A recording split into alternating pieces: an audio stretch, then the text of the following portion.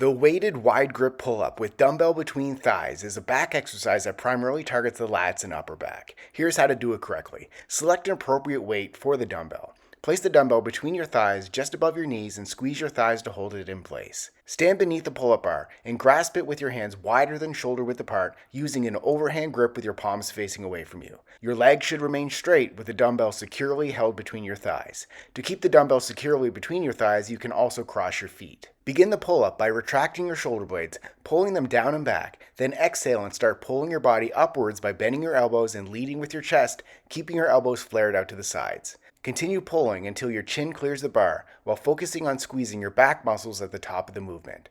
Hold the top position for a brief moment, ensuring a strong contraction in your back muscles. Inhale, then under control, slowly lower your body back to the starting position by extending your arms. Keep your core tight to maintain stability and prevent swinging. Return to a full hang with your arms fully extended, then repeat for reps. Subscribe to get a new exercise video demo every day.